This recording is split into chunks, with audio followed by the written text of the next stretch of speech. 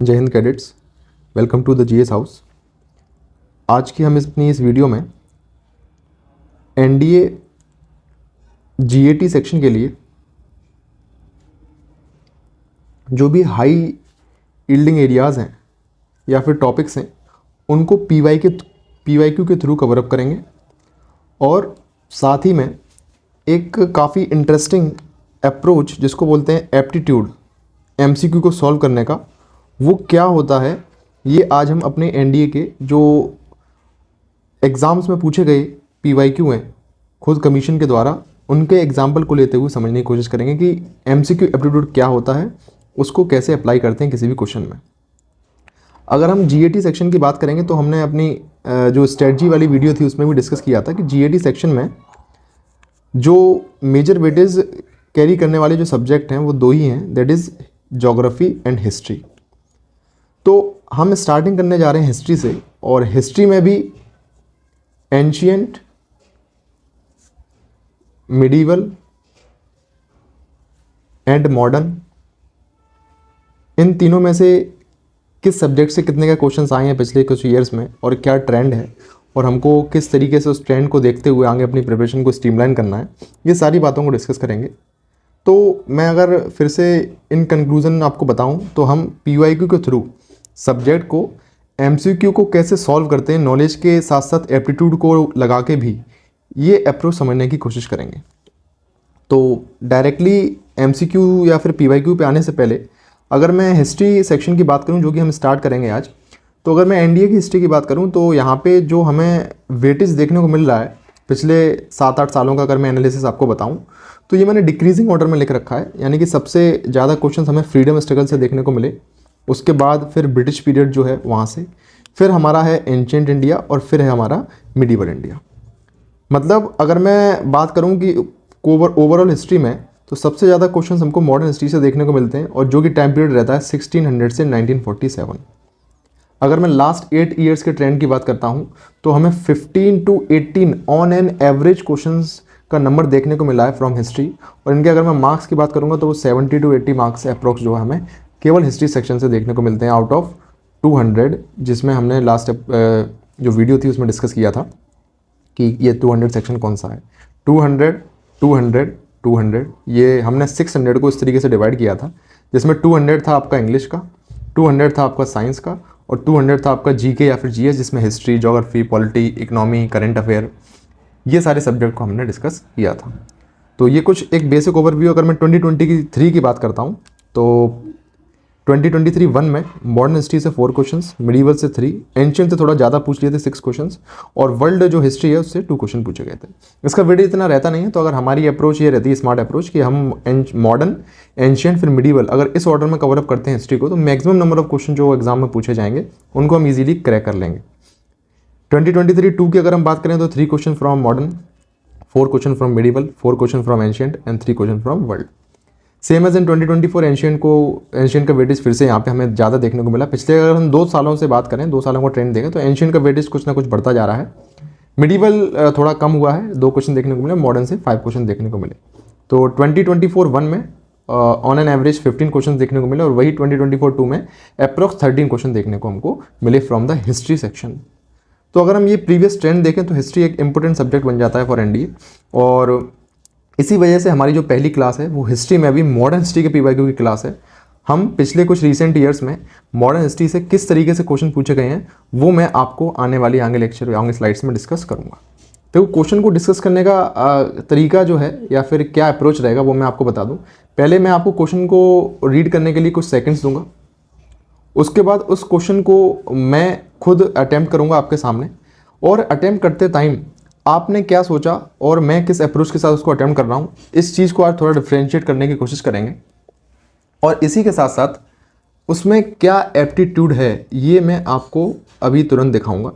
साथ ही वो क्वेश्चन किस थीम से पूछा है या फिर मैं कहूँ किस टॉपिक से पूछा है, ये भी मैं आपको उसी पॉइंट ऑफ टाइम पे बताऊंगा, जिससे आपको जब भी आप ये पूरा क्लास कंप्लीट करेंगे तो आपको ये एक रफ आइडिया दिमाग में हो जाएगा कि सर जो भी क्वेश्चन पूछा उसमें क्या हम एप्टीट्यूड लगाएं, कैसे वो केवल नॉलेज पे होगा और वो किस थीम या किस टॉपिक से पूछा गया। तो without any further delay start करते हैं और हमारा पहला क्वेश्चन है आपकी स्क्रीन पे। आप पहले इसको पढ़ेंगे और पढ़ने के बाद फिर इसको सॉल्व करने की कोशिश करेंगे और देन फिर मैं आपको एक्सप्लेन करूँगा कि इसका आंसर क्या होगा। तो this is the first question जो कि NDA 2022-1 में पूछा गया है। इसको आप, मैं 10 सेकंड दे रहा हूँ, आप रीड करिए, फिर मैं इसको एक्सप्लेन करता हूँ।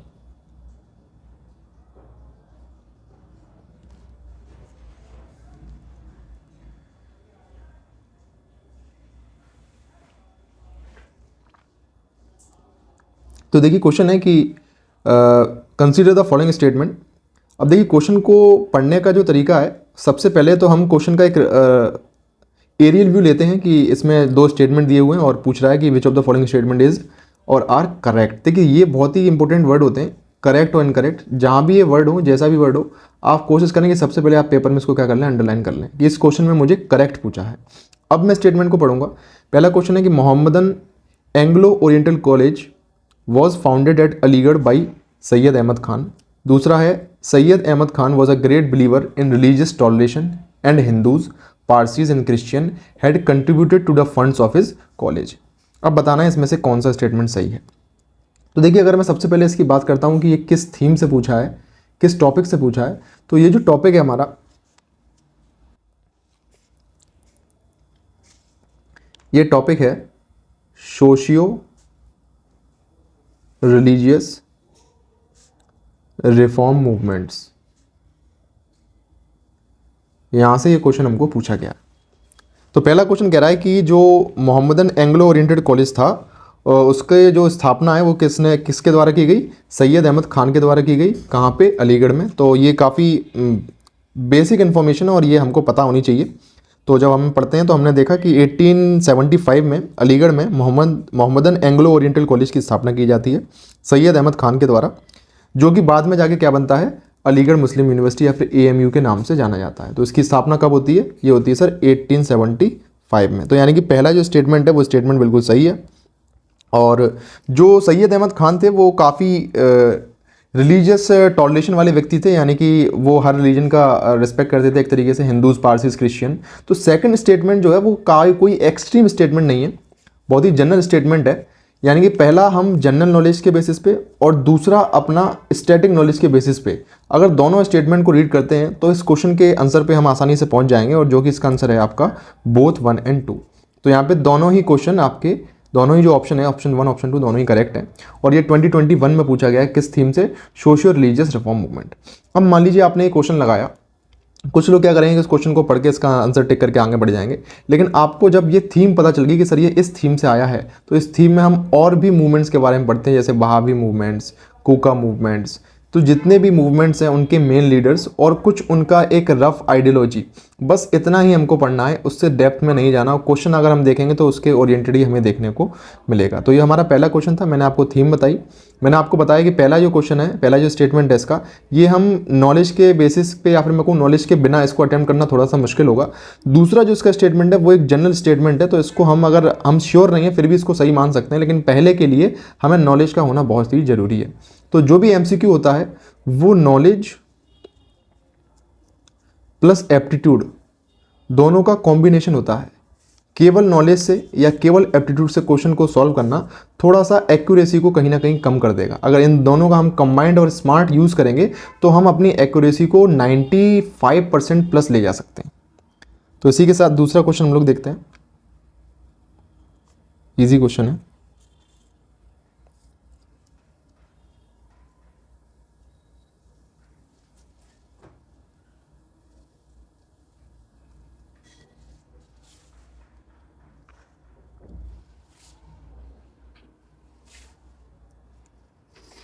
आई होप आपने पढ़ लिया होगा। इसमें पूछा है where and when did Mahatma Gandhi make his first public appearance in India on coming back from South Africa. South Africa से वापस आने के बाद पहला पब्लिक अपीयरेंस गांधी जी ने कहाँ पे किया था। 4 ऑप्शन है, Champaran 1970, Lucknow in 1960, BHU Banaras Hindu University in 1916 and Ahmedabad in 1918। ये 2021 में पूछा गया है, ठीक है। तो अगर आप देखेंगे कि ये कहाँ से आया है, तो एक सेक्शन है जिसको बोलते हैं हम गांधीयन एरा, जो कि one of the most important section है मॉडर्न हिस्ट्री का। तो फ्रॉम 1915 टू 1942, ये काफ़ी इंपॉर्टेंट सेक्शन है मॉडर्न हिस्ट्री का, जहाँ से हमें मैक्सिमम नंबर ऑफ क्वेश्चन देखने को मिलते हैं। वहाँ से इस क्वेश्चन को पूछा गया है और इसका जो आंसर है वो है आपका answer number C, that is on 4 Feb 1916 Gandhi ji made his first public appearance in Banaras Hindu University. तो ये कुछ फैक्चुअल इन्फॉर्मेशन है जो हमें थोड़ा सा जैसे जैसे हम मल्टीपल रिवीजन करते जाएंगे वैसे वैसे ही हमको मिलती जाएगी।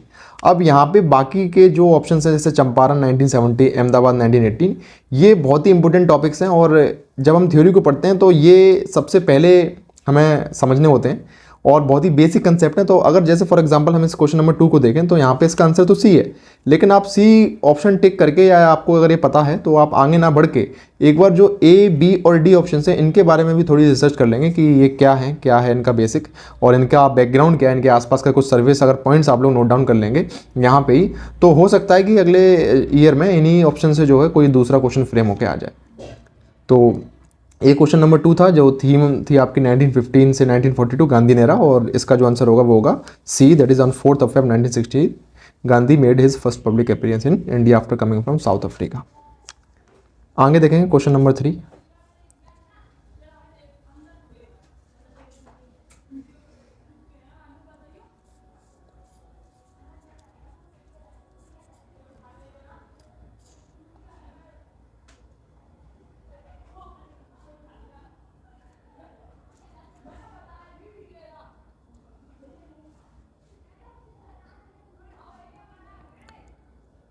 तो ये देखिए इसमें पूछा है कि when and where was the demand for Purna Swaraj और complete independence made by the Indian National Congress. तो जब मैंने आपको मॉडर्न हिस्ट्री पढ़ाया था तो वहाँ पे आपने देखा था कि मॉडर्न हिस्ट्री में मैंने आपसे ये कहा था कि कुछ कांग्रेस के सेशंस हैं जो काफ़ी इंपॉर्टेंट है, वहाँ से जो है क्वेश्चंस पूछे जाते हैं। जैसे फॉर एग्जांपल एक्सट्रीमिस्ट और मॉडरेट के बीच में स्प्लिट कब हुआ, ये सेशन हो गया। First women president of Congress, first Indian women president of Congress, extremist और मॉडरेट जो अलग हुए थे वो वापस से किस सेशन में मिले, कौन कौन से फॉरेन प्रेसिडेंट्स जो हैं वो कांग्रेस सेशन के रहे, गांधी जी किस सेशन को प्रेसाइड किया, जवाहरलाल नेहरू ने किस सेशन को प्रेसाइड किया। तो ये कुछ हमारे इंपॉर्टेंट सेशंस थे जो हमें थोड़ा सा याद रखने थे, और ऐसे टॉपिक्स हमें देखने को मिलते हैं जैसे इंपॉर्टेंट सेशन से क्वेश्चन आता है, न्यूज़पेपर से क्वेश्चन आता है, वॉइसरॉय गवर्नर जनरल से क्वेश्चन आता है। तो ये काफ़ी इंपॉर्टेंट टॉपिक बन जाता है, हमारा इंपॉर्टेंट थीम बन जाता है। और अगर मैं इस क्वेश्चन के थीम की बात करता हूँ तो ये कांग्रेस के सेशन से क्वेश्चन पूछा गया है, इंपॉर्टेंट कांग्रेस सेशंस, और काफ़ी ये टर्म भी बहुत इंपॉर्टेंट है और आप इसको पढ़ते भी होंगे, पूर्ण स्वराज, कंप्लीट सेल्फ रूल। तो पूर्ण स्वराज जो है इसकी जो मांग है वो सबसे पहले आपको पता है इन 1929 लाहौर सेशन में रखी गई थी। इस वजह से ये जो सेशन है हमारा काफ़ी इंपॉर्टेंट बन जाता है, और इस सेशन को जो प्रेसाइड किया था वो किया था जवाहरलाल नेहरू ने। तो इसमें जो प्रेसिडेंट थे वो थे जवाहरलाल नेहरू। अब ये देखिए ये मैंने एडिशनल पॉइंट लिखा। अब इसके अलावा बॉम्बे 1885, ये देखिए फर्स्ट सेशन था कांग्रेस का, तो कांग्रेस के फर्स्ट सेशन में कौन प्रेसिडेंट था हमको पता होना चाहिए। बॉम्बे 1942, खेड़ा 1970। तो इन सेशन के बारे में अगर हम कुछ बेसिक एक बार गो थ्रू कर लेंगे, केवल देख लेंगे जाके कि हाँ कौन प्रेसिडेंट था, और साथ ही कोई इंपॉर्टेंट इवेंट तो यहाँ पे नहीं हुआ, तो हमारे लिए थोड़ा सा आसानी हो जाएगी इस क्वेश्चन को, या फिर ऐसे क्वेश्चन अगर फ्यूचर में पूछे जाते हैं उनको टैकल करने के लिए। तो ये थोड़ा knowledge based, factual knowledge based question था। और अगर हमने इंपॉर्टेंट सेशंस को जो मैंने आपको टेबलर फॉर्मेट में करवाया था, अगर आपने उसको रिवाइज किया होगा तो इस क्वेश्चन को आप काफ़ी इजीली जो है सॉल्व कर ले जाएंगे। तो ये सेकंड क्वेश्चन था। मैं आपको देखिए थीम भी बताता जा रहा हूँ, और क्वेश्चन को लगाने के बाद हम उससे क्या और एक्स्ट्रा निकाल सकते हैं मैं आपको ये भी साथ साथ बताता जा रहा हूँ। देखिए नोट्स जो होते हैं हमारे, वो नोट्स कभी भी परफेक्ट नोट्स नहीं बनते, वो टाइम के साथ साथ रिफाइन होते हैं। मतलब जैसे फॉर एग्जांपल आपने मॉडर्न हिस्ट्री के नोट्स बना लिए, उसके बाद जब आप PYQ लगा रहे हैं तो PYQ को लगाने के बाद जो भी आपको उसमें एडिशनल इन्फॉर्मेशन मिल रही है इन PYQ, आप उस एडिशनल इन्फॉर्मेशन को अपने नोट्स में ऐड करते जाएंगे, और इसी को बोलते हैं नोट्स एनहेंस या फिर नोट्स को कॉम्प्रिहेंड करना। तो ये केवल और केवल PYQ को लगा के ही होगा। तो इसलिए ये अप्रोच थोड़ी दिमाग में रखनी है हमको, और अगर हम इस अप्रोच को दिमाग में रखते हुए PYQ को सॉल्व करते हैं तो हम PYQ का मैक्सिमम आउटपुट निकाल पाएंगे। इसी के साथ नेक्स्ट क्वेश्चन देखते हैं, क्वेश्चन नंबर 4। इसमें थोड़ा सा इसको कैन बी डेटेड होगा, यहाँ पे ये करेक्ट कर लो। ये 2022 का क्वेश्चन है।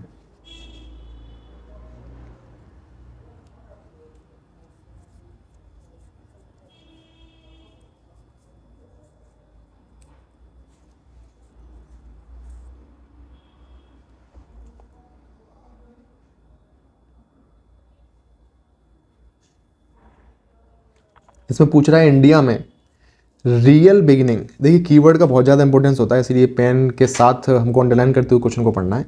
Real beginning of western education in India can be dated from. Real beginning हमको कहाँ पे देखने को मिलती है, तो ये थोड़ा सा फैक्चुअल इन नेचर है। रियल बिगिनिंग अगर हम बात करें तो वो हमें Macaulay minute of Indian education 1835 में सबसे एक्चुअल डेवलपमेंट हमको इंग्लिश के फील्ड में देखने को मिलता है। बाकी का जैसे यहाँ पे इसके अलावा जो और ऑप्शन दिए हुए हैं, तो देखिए इसका जो थीम है, इसका जो टॉपिक है वो है development of education in India. Development of education in India.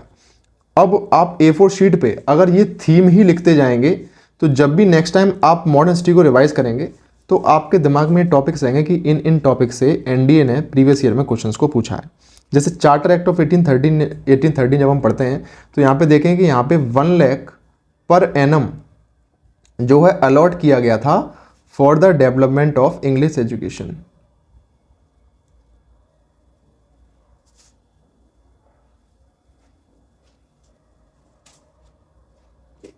तो इस तरीके से जो और भी ऑप्शंस हैं हमें उनको भी देखना है। शारदा एक्ट के बारे में थोड़ा सा देख लेंगे, चार्टर एक्ट ऑफ 1793 क्या है। देखिए टास्क जो है थोड़ा सा जो मैं आपको बता रहा हूँ और ऑप्शन को रिसर्च करने का थोड़ा सा टीडियस है, लेकिन बिलीव मी अगर आपने एक बार इसको कर लिया तो आपकी मेहनत बहुत ही ज़्यादा कम हो जाएगी। और नेक्स्ट टाइम में आपको PYQ इस तरीके से प्रॉपर वे में लगाने की जगह अगर आप केवल वो जो आपने नोट्स वगैरह बनाए हैं, जैसे ये लिखा है, देखिए ये मैंने पॉइंट लिखा हुआ है यहाँ पे, स्टार मार्क कर रहा हूँ, ये थीम लिखी हुई है, अगर आपने केवल इनको ही पढ़ लिया और जो भी आपके नोट्स हैं आपने उनको रिवाइज कर लिया, it is more than enough. उसके बाद आप एग्जाम हॉल में जाएंगे तो अलग कॉन्फिडेंस होगा, आपके दिमाग में एक अप्रोच होगी कि NDA ने इस तरीके से क्वेश्चन पूछे और वैसे ही किसी थीम पे क्वेश्चन आएंगे, और कॉन्फिडेंस के साथ हम अपने रिटन को काफ़ी इजीली क्वालिफाई कर सकते हैं। नेक्स्ट क्वेश्चन देखो, the Khudai Khidmatgar servant of the god was organised by. काफ़ी इजी क्वेश्चन है ये, ठीक है। इसका आंसर है खान अब्दुल गफ्फार खान। ये थोड़ा सा मिस्टेक है यहाँ पे, ठीक है। तो इनको बोलते हैं also known as Frontier Gandhi. तो यहाँ पे देखिए और जो नाम है सबसे मोस्ट फेमस महात्मा गांधी, सबसे इम्पोर्टेंट पर्सनैलिटी, सबसे चर्चित मॉडर्न हिस्ट्री में मोहम्मद अली जिन्ना, मदन मोहन मालवीय, इनके बारे में थोड़ा पढ़ लेंगे। इनका नाम BHU से जुड़ा हुआ है और मुस्लिम लीग में हम इनके बारे में देखने को मिलता है हमको। तो ये जो भी पर्सनैलिटीज़ यहाँ पे दी गई हैं ये सभी काफ़ी फेमस पर्सनैलिटीज़ हैं। तो एक बार अगर इनके बारे में भी हम थोड़ा बहुत स्टडी कर लेंगे तो मे बी नेक्स्ट टाइम जब क्वेश्चन पूछा जाए तो वो इन्हीं से फ्रेम करके पूछ लिया जाए, तो थोड़ा सा हमें वहाँ पे आसानी होगी उसको अप्रोच करने में। तो ये था 5th क्वेश्चन। नेक्स्ट देखेंगे हम लोग 6th question, Satyashodhak Samaj truth seeding society. ये मोस्ट इंपोर्टेंट क्वेश्चन है। अब जैसे फॉर एग्जांपल मैं इस क्वेश्चन की बात करूं तो ये इम्पोर्टेंट पर्सनैलिटीज इसकी थीम है, जो मैं जहाँ पे मैंने आपको कुछ मॉडर्न हिस्ट्री में जो भी इंपॉर्टेंट पर्सनैलिटीज़ हैं जैसे बाल गंगाधर तिलक, बिपिन चंद्र पाल, लाला लाजपत राय, मोतीलाल नेहरू, पंडित जवाहरलाल नेहरू, सी राजगोपालाचारी, महात्मा गांधी, मोहम्मद अली जिन्ना, मदन मोहन मालवीय, बाल गंगाधर तिलक, तो इन सभी के बारे में मैंने आपको कुछ कुछ पॉइंट्स लिखवाए हैं और वहाँ से ही हर साल NDA जो है थोड़ा बहुत फ्रेम करके किसी ना किसी तरीके से उनके कोई एक स्पेशलिटी को एक करेक्टरिस्टिक्स उससे जो है क्वेश्चन को पूछ लेता है। तो आगे देखेंगे हम लोग सत्यशोधक समाज जिसको बोलते हैं ट्रुथ सीकिंग सोसाइटी, ये किसके द्वारा सेटअप की गई थी? विनोबा भावे, ज्योतिबा फुले, BR अम्बेडकर और सी राजगोपालाचारी। तो इसका आंसर होगा क्या? ज्योतिबा फुले। इसके अलावा जो और ऑप्शन है विनोबा भावे या फिर BR अम्बेडकर या सी राजगोपालाचारी, थोड़ा बहुत इनके बारे में भी हम 2-2 पॉइंट जो है यहाँ पे नोट डाउन कर लेंगे अपने ही नोट्स में, और इस तरीके से हमारा एक होलिस्टिक वे में इस क्वेश्चन को लगाने का जो अप्रोच है वो पूरा हो जाएगा। और इन फ्यूचर हमें दोबारा से इस क्वेश्चन पे ना आके अगर हम नोट्स को ही रिवाइज कर लेंगे तो PYQ भी हमारे लग गए, साथ में जो हमारा नॉलेज बेस है वो भी थोड़ा सा एक्सपेंड हो गया। बस यही हमारी अप्रोच होनी चाहिए। बाकी अगर इन डेप्थ ज़्यादा PhD करने जाएंगे तो इन अ ईयर NDA का एग्ज़ाम 2 बार होता है, और पता चलेगा कि हम 2-3 महीनों तक केवल हिस्ट्री ही पढ़ रहे हैं। तो ये कोई स्मार्ट अप्रोच नहीं है। मिनिमम नॉलेज के साथ हम किस तरीके से उसका मैक्सिमम यूटिलाइजेशन कर सकते हैं, बस यही हमारे सीखने का पर्पज़ है इन PYQs के थ्रू। और मैं उम्मीद कर रहा हूँ कि वो जो पर्पज़ है वो पूरा हो रहा होगा आपको, जैसे जैसे आप क्वेश्चंस को लगाते जा रहे हैं या देखते जा रहे हैं। देखिए ये क्वेश्चन थोड़ा सा इंटरेस्टिंग है, देखने में ये बहुत बड़ा लग रहा है लेकिन ये है ईजी। और यहाँ पे मैं आपको बताऊंगा कि नॉलेज के साथ एप्टीट्यूड को किस तरीके से लगाते हैं, तो इस क्वेश्चन पे थोड़ा सा आप ध्यान देना। और अगर मैं इसके थीम की बात करूं तो most important theme that is revolt of 1857, ये जो है ये इस क्वेश्चन की थीम है। तो जैसे क्वेश्चन को रीड करते हैं, बहुत ध्यान से रीड करेंगे। Which one of the following statement about revolt of 1857 is correct. तो सबसे पहले यहाँ पे क्या पूछा है, करेक्ट पूछा है, और कोई ऑप्शन इसके है नहीं, तो यानी कि इसके बाद कुछ और ऑप्शन हमें देखने को नहीं मिलेंगे। तो यहाँ पे अगर मैं देखूँ कि जो पहला स्टेटमेंट है ऑप्शन ए, वो कह रहा है it was a revolt carefully organised and plan by rajas, nawab and taluqdar. कह रहा है ये रिवॉल्ट जो है ये राजा, नवाब और तालुकदारों के द्वारा प्लान किया गया था। क्या आपने कहीं भी ऐसा कुछ पढ़ा जब आपने रिवॉल्ट ऑफ 1857 को स्टडी किया था तब? यानी कि इसको आप बेसिक नॉलेज के साथ भी, या फिर मैं कहूँगा अगर आपको बेसिक अंडरस्टैंडिंग भी होगी, जब आपने उस टॉपिक को थोड़ा भी ध्यान से अगर सुना होगा तो आप इसको ईजिली क्रॉस कर पाएंगे, बिकॉज ऐसा कहीं भी हमें पढ़ने को नहीं मिला। आगे कह रहा है कि र्यूमर्स और प्रोफेसीज जो थे उनका कोई भी रोल नहीं था इस रिवॉल्ट के आउटब्रेक में और इसके स्प्रेड में। इज इट पॉसिबल किसी भी रिवॉल्ट वगैरह के स्प्रेड में रूमर्स का कोई भी रोल ना हो? Did not play any role, ये कीवर्ड बहुत इंपॉर्टेंट होते हैं। इज इट पॉसिबल, आप अगर थोड़ा कॉमन सेंस को भी अगर यूज करेंगे तो क्या ये स्टेटमेंट सही हो सकता है? बिल्कुल भी सही नहीं हो सकता। डेट इज, ये स्टेटमेंट भी हो गया गलत। आगे जो ऑप्शन सी है वो कह रहा है the rebel proclamations in 1857 repeatedly appealed to all. देखिए ऐसे वर्ड को हमें ध्यान रखना होता है, बोल रहा है to all sections of the population irrespective of their caste and creed. क्या इस रिवॉल्ट में हर सेक्शन सोसाइटी का इन्वॉल्व हुआ था? अगर ऐसा होता तो ये रिवॉल्ट सक्सेसफुल होता। इसका सबसे बड़ा लिमिटेशन यही था कि इसने पैन इंडिया को यूनाइट नहीं कर पाया था। अब यहाँ पे जो ये ऑल वर्ड है, इसने इस पूरे स्टेटमेंट का सेंस जो है कंप्लीटली चेंज कर दिया, और इस ऑल की वजह से ये स्टेटमेंट भी हो गया गलत। अब जब 3 स्टेटमेंट गलत हो गए तो 101% जो ऑप्शन डी होगा वही क्या हो जाएगा, इसका करेक्ट आंसर हो जाएगा, जो कि the British succeeded in quickly and easily controlling the rebels. तो ये तो हमें पता ही है, ब्रिटिश ने अलग अलग एरियाज से, जैसे कानपुर से, दिल्ली से, झांसी से, बिहार से इसको कंट्रोल कर लिया था। तो ये knowledge is the perfect example that how we can use the knowledge along with the aptitude. यहाँ पे नॉलेज ये था कि हमें रिवॉल्ट ऑफ 1857 की एक बेसिक नॉलेज पता होनी चाहिए कि रिवॉल्ट क्या था, उसका एक बैकग्राउंड क्या था। उससे ज़्यादा जो यहाँ पे हमारा काम आया, मैं ये कहूँगा कि इस क्वेश्चन में 30% हमारी नॉलेज काम आई, लेकिन 70% हमारा एप्टीट्यूड काम आया। कि भाई किसने इसको ऑर्गेनाइज किया, र्यूमर्स का कोई रोल इसमें नहीं था। ये बहुत ही एक्सट्रीम स्टेटमेंट है। देखो, did not play any role, ये एक्सट्रीम वर्ड होते हैं। एनी हो गया, ऑल हो गया, ये वर्ड जहाँ भी आपको दिख जाएं वहीं पे आपको एकदम से केयरफुल हो जाना है, अटेंटिव हो जाना है। उम्मीद करता हूँ आपको समझ में आ रहा होगा कि मैं आपको क्या बताना चाह रहा हूँ। उसके बाद नेक्स्ट क्वेश्चन अगर हम देखें तो next question is on our screen, that is question number 8। इसको रीड करो, थोड़ा सा बड़ा स्टेटमेंट है, देन फिर हम इसको डिस्कस करते हैं।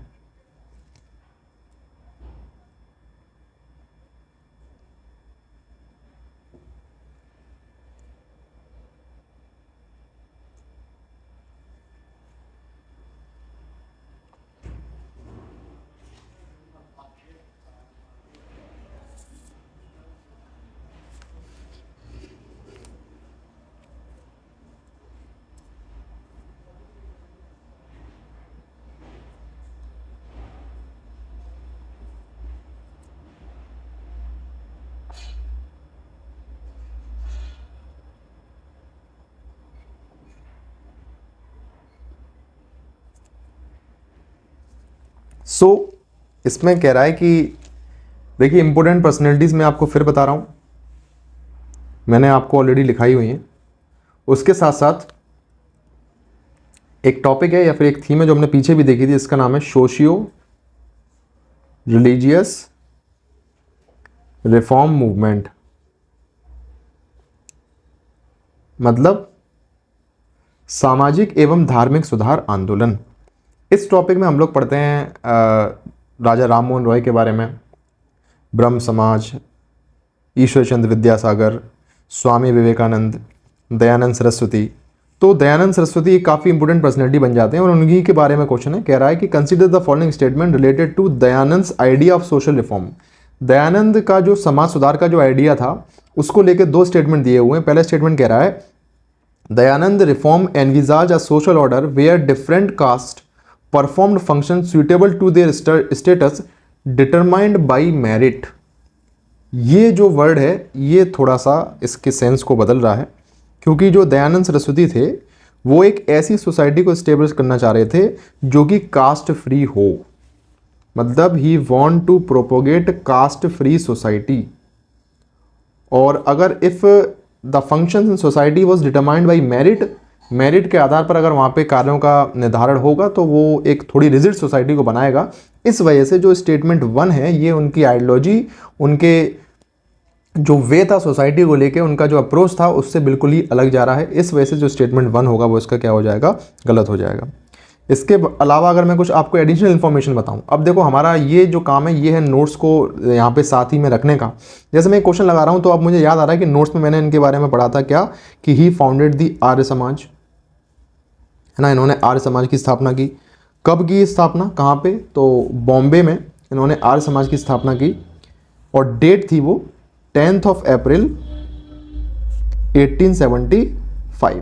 तो अब ये जो हो गया ये एक एडिशनल इंफॉर्मेशन होगी। हो सकता है इन दी अपकमिंग ईयर्स इस पर्टिकुलर ऑप्शन पे या फिर इस स्टेटमेंट से कोई भी दूसरा क्वेश्चन फ्रेम हो जाए। दूसरा जो मतलब नेक्स्ट जो पॉइंट है वो ये है कि बहुत फेमस इनका कोट था जो कि हम सभी को पता है ना। क्या था इनका कोट बताओ। इनका मोस्ट फेमस कोट था बैक टू द वेदास। तो इनका जो सबसे फेमस स्टेटमेंट था दयानंद सरस्वती का वो था बैक टू वेदास।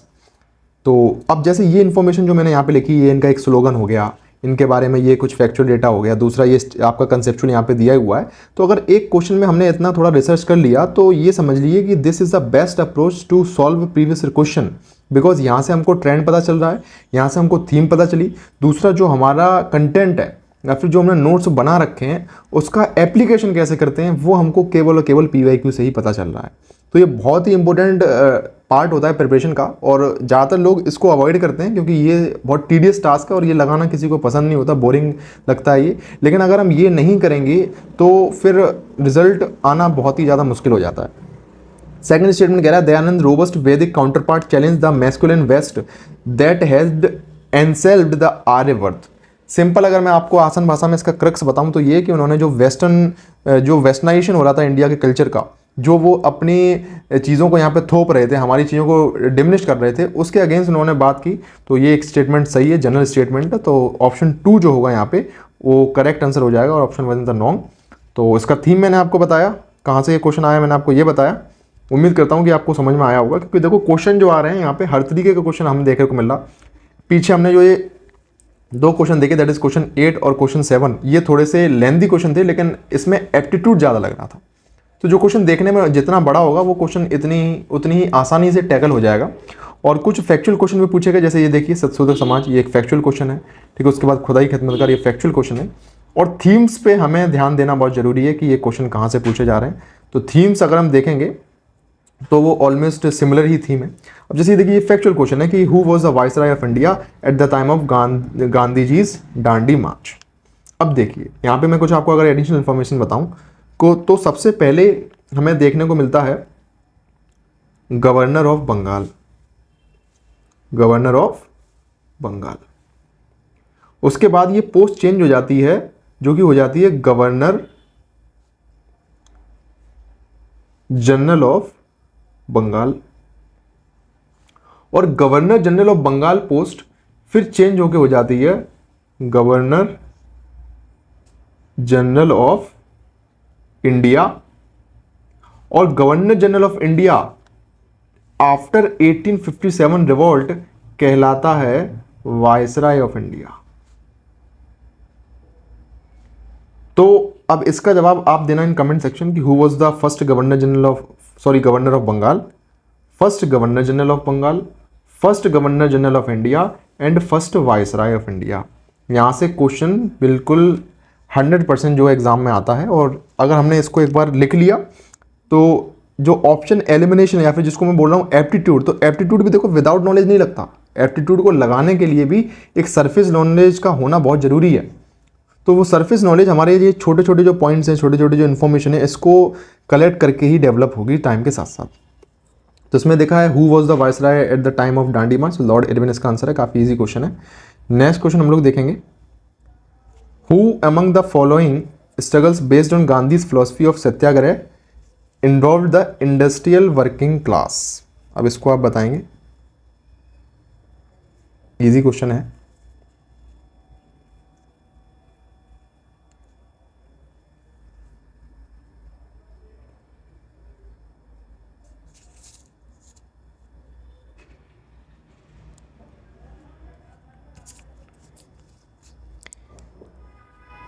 ट्वेंटी 19-2 का ये PYQ है और ये हमने पढ़ा हुआ है काफ़ी। प्लेग बोनस को लेके इन 1917 अहमदाबाद मिल स्ट्राइक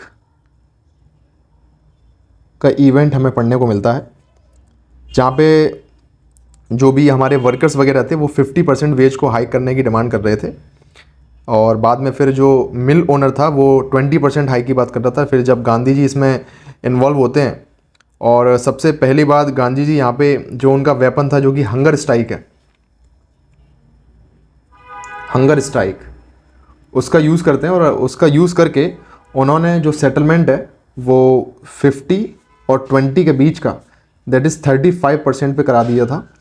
और ये जो अहमदाबाद मिल स्ट्राइक था, it was the industrial working class movement that was based on Gandhi's philosophy of non violence.